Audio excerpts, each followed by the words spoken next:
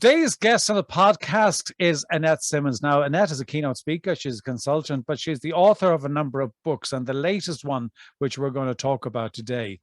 The title of the book is Drinking from a Different Well, and it's about how women's stories change what power means in action. Now, I've read the book. I would highly recommend it. I think it is a challenging book and a fascinating book, and I found it really helpful and really informative. And I just found it terribly interesting because, whatever we say about the progress in terms of the, women in the man's world, particularly in the corporate world, it's still a boys' club, and there's still a lot of road to go before there's any sort of equality in that space.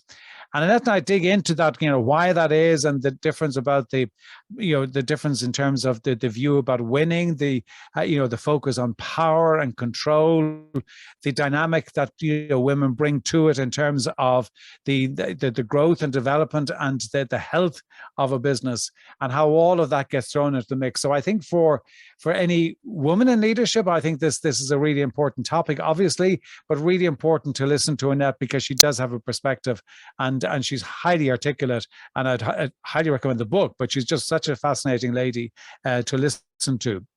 But I also think for men in leadership role, because I think it begins to really helps us. Certainly I found it helpful to kind of see how can we actually bring the best out in the resources that we have, and where we've got so many highly talented women coming to the senior positions in organization. How can we actually harness that and really get the best out of that talent that is there, and get the best out of what they bring naturally to that environment that ultimately is for the betterment of the organization. So fascinating interview, I believe, and a fascinating topic, undoubtedly. And I really would suggest you sit back and listen to the very interesting Annette Simmons.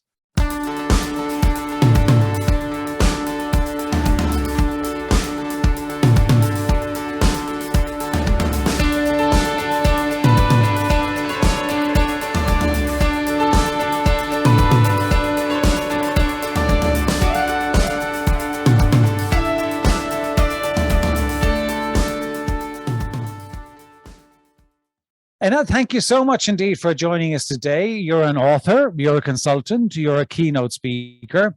Well, we're also going to focus on your book, Drinking from a Different Well, which you see that I have here and is marked. And if I opened it, you see all the bits that I've highlighted and put rings around, and places where you surprised me, bothered me, and confused me, and all the different things in there. But it is a great book, joking aside. It is a fantastic book. I think it's really thought-provoking, and I think it's really important. And I think it's you talk about some books that where their time has come, and certainly this is one that I would put in that category. But maybe before we dig into the book, you might just give a little bit of your background, just to give the listeners context. Right. Well, I was born and raised in Shreveport, Louisiana, and as American as pie, and then went to Australia and learned that there are different narratives. One of the differences between the American and the Australian is we're taught to blow our own horn, and the squeaky wheel gets the grease. And over there, it's the tall poppy syndrome. So once I had a degree in marketing, and I worked in J. Walter Thompson and Ericsson, and got a solid background of what it's like to work inside a corporation. And I realized I was more interested in trying to get people to come to agreement and be collaborative than I was in trying to get them to buy cars they didn't need. So I came back to the US, got a master's in adult ed and psych, and started writing books and doing consulting. So that's how you got to here. So what prompted you then to write Drinking from a Different Well?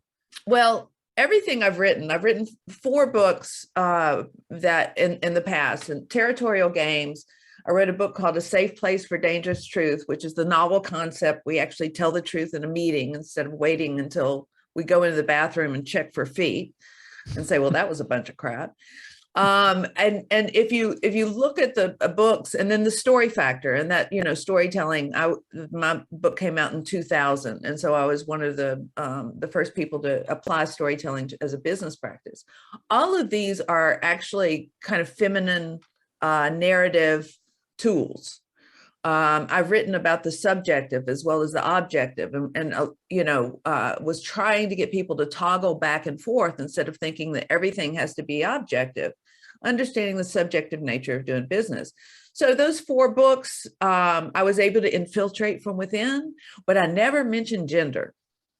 Mm-hmm. And I'm 60 now, and I can say whatever I want. And so I decided to write as truthfully and with as much investigation as I could, what happens when the genders tend to have opposite ways of narrating what the problem is, what our goals are. And I had seen it for 30 years, and I finally decided to name it. And do you think, Annette, that despite, I mean, okay, there's your book, there's many other books talk about women in business and all of that. There's been plenty of articles, there's plenty of research and all of that.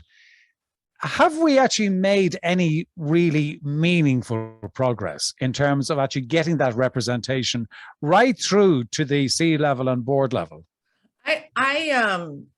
I can't remember the person who came up with this, but you may remember the 4 stages of changing a habit. There's unconscious incompetence. There's conscious incompetence, where you're screwing it up, but you can't figure out another way. Then there's conscious competence, and then of course unconscious competence in the end. We're at conscious incompetence right now.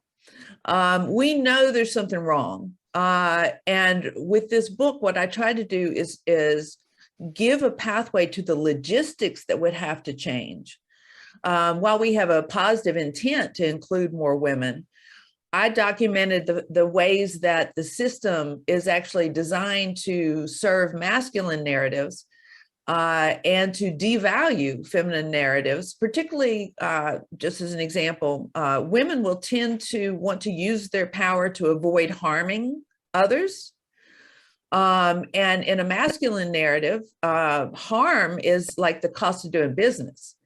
This original phrase, you have to break a few eggs to make an omelet. That was actually used in France to justify killing people. That's true. That's where that came from. And so what we've got 2 different narratives of the way we interpret where we are, what we want to do. And all of the logistics in business have been naturally reflecting a masculine narrative. And so it undermines this ability to integrate collaborative narratives, which is more the feminine, power with instead of power over. It actually undermines women to where we undermine ourselves. And so what I realized is that I can't ask men to change the system until the women realize that what they get criticized for is actually their superpower. And empathy is, we toss that around all the time. And in a masculine narrative, and I'll just use the term competitive versus collaborative narrative. Gender is not binary. And all I found was that at the extremes, the men tend to cluster with a competitive narrative and the women tend to cluster with the collaborative. What I found is that empathy in a masculine narrative is simply a tool to exploit opportunities. Most of the time, it's like, how do you empathize with your customers, which is really just how do I get inside their heads and sell them stuff. For a female narrative, the collaborative narrative, empathy is actually a talent in the definition of the problem.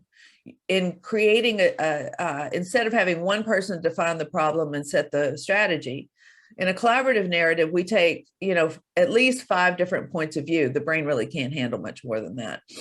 And include, all the stakeholders, and it forces us to use empathy at a much earlier level and in a way that can make some men feel weak, because listening and redefining what they thought they, and maybe even saying the words, I'm wrong. Mm-hmm. And I appreciate you pointing out the error of my ways. That's not fun in a competitive narrative. It's not winning. Yeah. And so just can I ask you there? So in terms of what I'm hearing you say is that from I mean, yes, empathy is one of these things. It's one of those, nice words. It's a bit like motherhood and apple pie. Who's going to object to it, right, or disagree with it? But in a sense, what I'm hearing you say is through the lens of a man, the men, and I know this is generalization, but through the lens of the man, it is a tool from manipulation. Well, to achieve his goals. Okay, let's just but say that's manipulation. That's manipulation. It's communication is always manipulation, but yeah, I mean, when I teach storytelling, it's very often, if you have a habit of telling people what you want them to think, storytelling creates a practice for you to co-create in your imagination something new that's a product of your listener's imagination as well.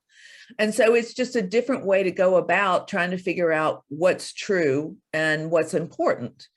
And our priorities, my feeling about this is, men and women are equally competent. There's lots of statistics to prove that. The difference is what we find joy in. And if you're a competitive person, joy is about being at the top of the hill and making sure everybody else is, that you're the winner. And for women, we do all this, unpaid labor with the family and all that sort of stuff. And it's because we're monitoring 4 or 5 narratives at the same time. And our joy is in the harmony of and the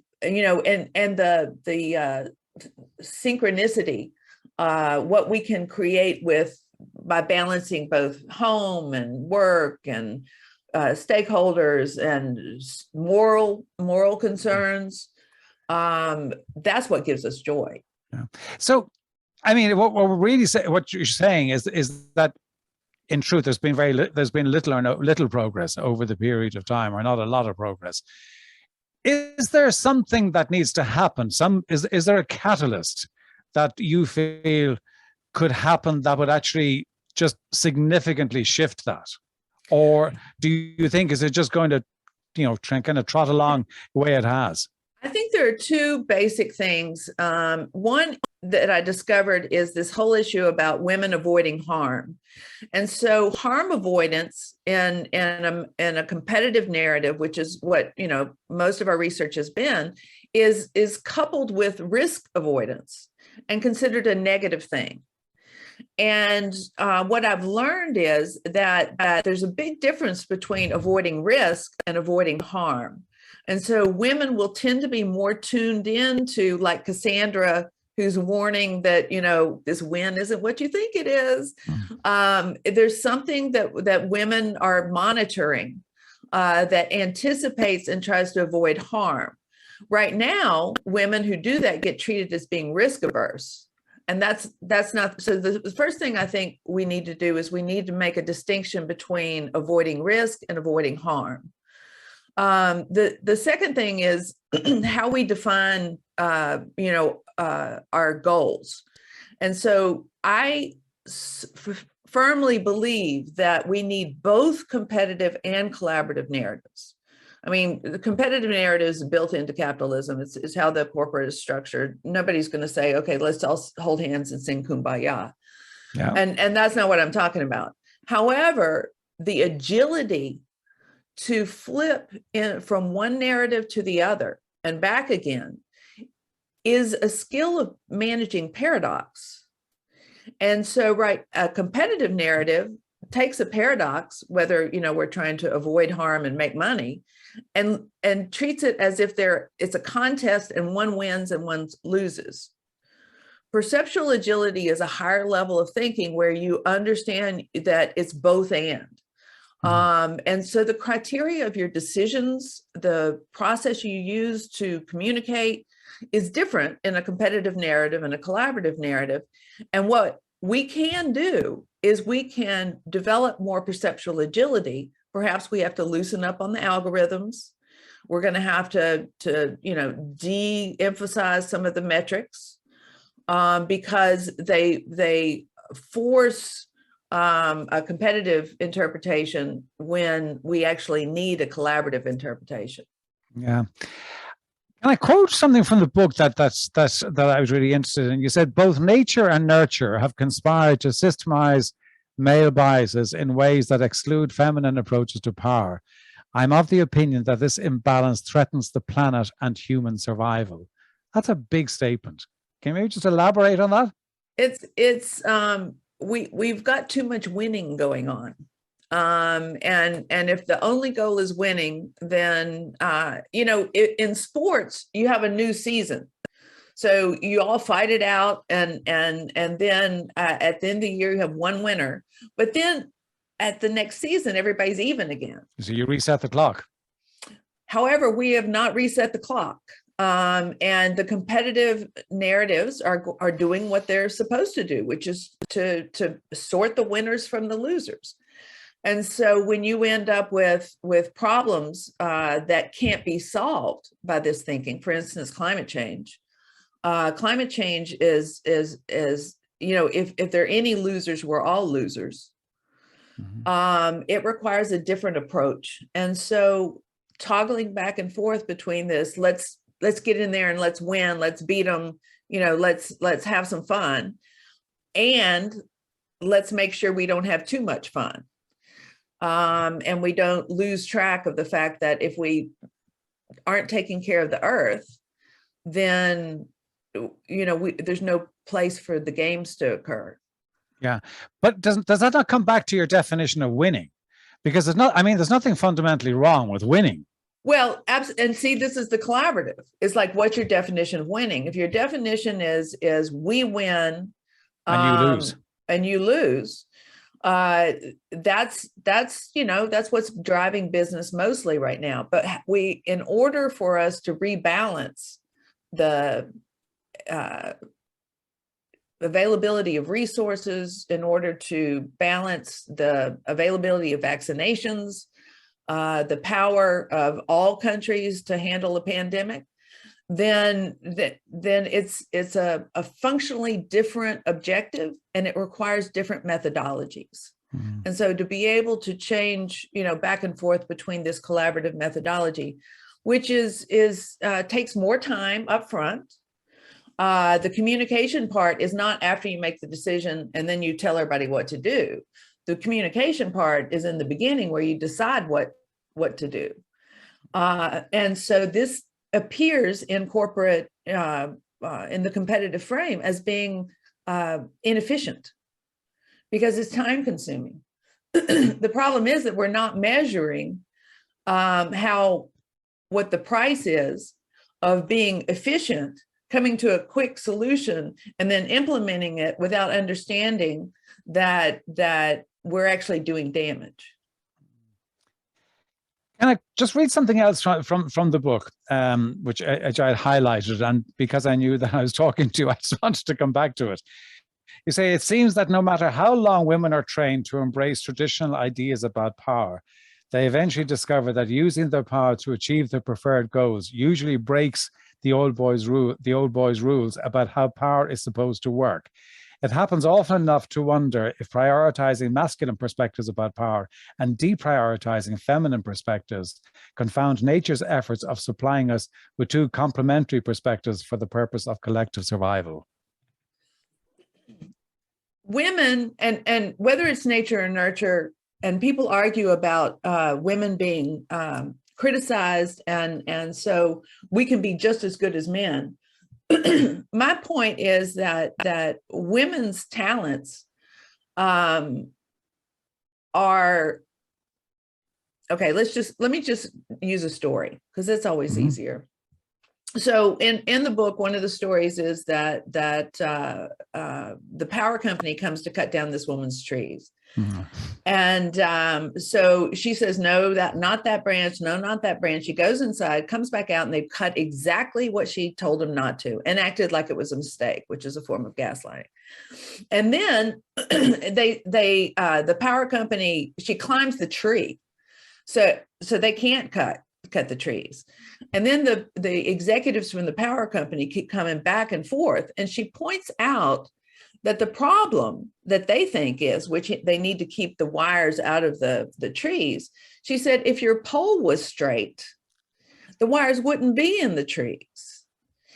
And so that's the way women redefine a problem. It's like, whoa, whoa, whoa. So your solution is that the cheapest, most efficient way is to, cut these branches back. However, my definition, which includes multiple narratives, which is how I feel about my own land and my trees, I define the problem as the fact that your poles aren't straight. Eventually, she won, and they did straighten the poles. But that's an example of how the two different narratives can come up with a completely different perception of the same problem. And I thought you quoted some research from Harvard that was done in 2015. And I'm quoting from that: it places less importance on power-related goals, associate more negative outcomes with high power positions, perceive power as less desirable, and are less likely to take advantage of opportunities for professional development. I found that distressing to read and depressing. True. Yes, right. It's and let me borrow a term from nursing. They were trying to figure out why so many nurses were leaving, even before the pandemic. And in the exit interviews, it was they had to come up with a term, and they came up with the term moral distress. When I rose up to different, higher and higher levels, I felt less freedom. I felt like I was handcuffed from doing what was important to me because it didn't show up on my performance reviews. What's important to me is to make sure that we have kindness, we have collegiality, people get listened to. And you know what? That gets negatively framed as the fluff stuff or, the soft stuff. And now we're realizing that it's actually imperative to create a sustaining success as opposed to decisive and glittery wins that actually cause harm down the line. When you look at it, as I said, it is kind of depressing that if looking at that research and looking at the as I said earlier on, that there hasn't been as much change as we all would have liked to have seen over the last number of years. For women in the corporate world, what's your advice to them, and what's your advice to the men? Because it is so male dominated, and that's just a fact, right? Yeah. It's going to be the men and the women who change it. So what do the women need to do, and what do the men need to do? Well, I wrote this book primarily for women because I want women to realize that the things they've been criticized for are actually their superpowers. And I lived mostly a masculine narrative while I was in corporate work. And I learned how to pass. And it's not hard to pass. And most of the women who are at the top levels of corporate executive positions have learned to pass. When you say learn to pass, what do you mean by learn to pass? Well, we quiet our concerns that, for instance, let's just look at one of the most obvious. I think, the Me Too movement, the sexual harassment that has gone on. We learned in the 80s and 90s to pretend like it didn't happen. All right. Yeah. Okay. And so we passed. We acted like, I'm sure there's more to that story. Learn to platitude the men who are like, well, anyway, you know what I'm talking about. Yeah. And so now we're learning to speak up. Now we're learning to use our voice. And we're disagreeing that the methodology of using collaborative process to define a problem is inefficient. It's not inefficient. It takes longer. But ultimately, you have a more sustainable definition of the problem. And so your solution is going to be so much better. We now have proof that we have women on the board of directors and the company does better. Yes. And there's even research that shows that the company does better because they're not taking crazy risk, which I would call harm. So there's certain risk that, that's that's how you do business. Pardon me. Yeah. But when women are on the board, it minimizes this, extra level of risk. And so it's no longer that we need to be embarrassed about that. We are consciously, harm avoidant, and we avoid certain kinds of risk. It's not all fair in love and war. It's a case of there has to be some responsibility, and it ends up making more profitability because people are being treated more like they matter, and therefore they care about their work more, and they feel more connected, they feel more loyal, and they can find meaning in their work because it's not all amoral. We integrate, and I hate to use the term moral without redefining it. For me, the word moral comes from storytelling. And all it means is all these stories are a way to understand how to negotiate paradoxes. Some people say all stories are, good versus evil. No, all stories are proving that good can be evil and evil can be good. And so how to negotiate that. And that's the moral. The moral is how to stay in the middle without going to the extremes. And so that's when I talk about morals, I'm talking about that balance.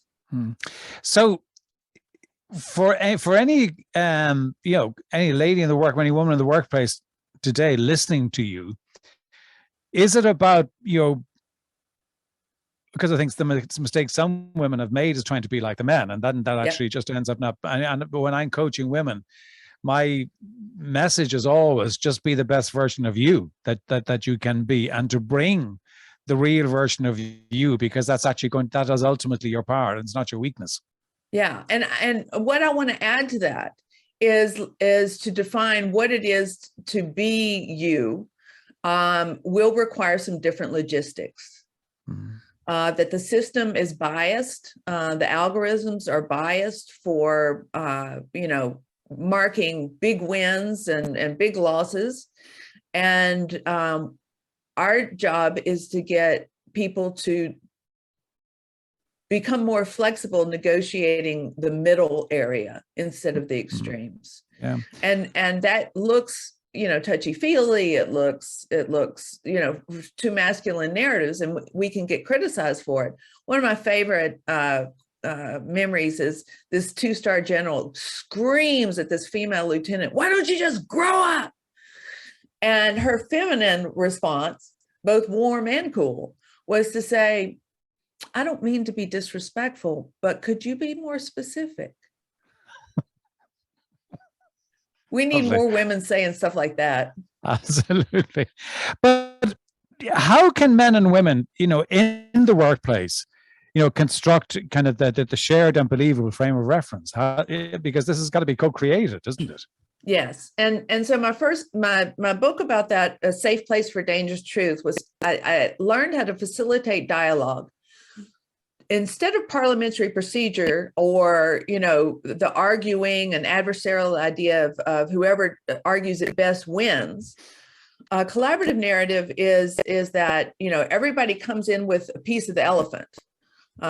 Some people can describe the trunk really well. Some people can describe the tail really well, but everybody in there has a piece of the elephant. And so the collaborative process that I designed for groups is how to have one conversation with 30 people. And that's not a talent that works for competitive players, because they're going to try to dominate the space. So learning to consciously not dominate the space, devalue status, and take each point of view and look at how it weaves together a bigger point of view. This takes skills. It takes self-regulation. It's frustrating because half the time when the person walks in with another part of the elephant, you're like, you have no idea what you're talking about. And we have to quell that and actually be curious instead of irritated. So these skills are what come into, and this is what I'm thinking that women can shine with. And all men have to do is understanding that this is a temporary shift to a collaborative narrative, and you get to go back to all your winning, in some areas. But particularly in how we define problems, I think it's time to shift from whoever's the loudest wins to really developing the skills to mine people's perspectives for the value that they bring to creating a whole new picture that's bigger than anybody can come up by themselves. I think that's a great way to wrap this up. And that I could go on because I think it's a great conversation and I'm thoroughly enjoying it. I know you said that you wrote the book primarily for women, yes. But I can honestly say to you that as a man reading it, I found it extremely helpful. So I would encourage men to read it. As I said, it challenged me. It informed me, and it made me reflect, which I think is what you really want people to do. My first, I ran self-awareness workshops and leadership, and so I wrote that book to be a self-awareness workshop. Right. Yeah. Well, you did a good job. So well done. Thank you. Thank you. And then before we wrap up, 2 questions I ask everybody. One is a book other than your own that's made an impact upon you. Well, I'm a big fan, and it's actually on my desk right now. There's Philosophy in the Flesh by Lakoff and Johnson. It is the best manual for understanding how metaphors can improve and also degrade our conversations when we're not paying attention to which metaphors we're using. So, for instance, looking at business as a game, that brings down the competitive narrative. Once you gamify something, you've collected so many assumptions that may or may not actually fit what it is you're trying to do. And looking at the embodied metaphors that allow us to think differently. And to channel our perceptions through a much more generative process than just assuming everything's a game. So that's my favorite book. I love it. So it's called Philosophy in the Flesh. That's a new one for me. Who's it written by? Lakoff, George Lakoff and Johnson. I can't remember the first name. Okay. Well, no, listen, we put all that information. I love hearing new books because it's always kind of gets added to my reading list. It's like an encyclopedia of metaphors. Okay. That's what it is. And I when I flick through it, I can always come up with new ideas because metaphors, if you're playing a baseball game, who's the batter on your team? You can use metaphors to really suss out relationships in ways that objective thinking and rational thinking, ratio-based thinking just won't do. Yeah. And I love the way you tell stories. Because that does help. Second question is about rituals, if you have them, and happy to share them and how they serve you. Well, my new ritual is that I sleep in the morning, and I love it. It is decadent and pleasant.